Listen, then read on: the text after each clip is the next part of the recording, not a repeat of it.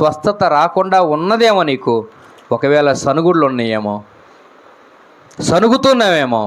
ప్రతి ఒక్క విషయంలో జ్ఞాపకం చేసుకుని ఆ సనుగుళ్ళన్నీ మానేసేసి, ప్రభువా నీవే నా ధైర్యం అయ్యా, నీవే నా కేడుమయ్యా, నీవే నాకు ఆశ్రయ దుర్గమయ్యా, నీవే నా బలమయ్యా, నీవు తప్ప నాకు ఎవరు లేరయ్యా అని మనము దేవుని యొక్క పాదాలను పట్టుకోగలిగినట్లయితే దేవుడు నిశ్చయముగా మనలను, మన కుటుంబాలను, మన బిడ్డలకు సంపూర్ణ స్వస్థత దేవుడు అనుగ్రహించునుగాక. ఎప్పుడైతే నువ్వు పొందుకుంటావో వెంటనే నువ్వు చెప్పాలి, గిలాదులో ఏముంది ఇప్పుడు? స్వస్థత ఉన్నది. ఎందుకు వచ్చింది స్వస్థత అంటే, నేను సనుక్కున్నాను ఒకప్పుడు, ఇప్పుడు సనుగుళ్ళు మానివేశా. ఒకప్పుడు నా హృదయములో దేవునికి వ్యతిరేకంగా ఉన్నాను, నేను ఇప్పుడు నా హృదయాన్ని దేవునికి అర్పించాను.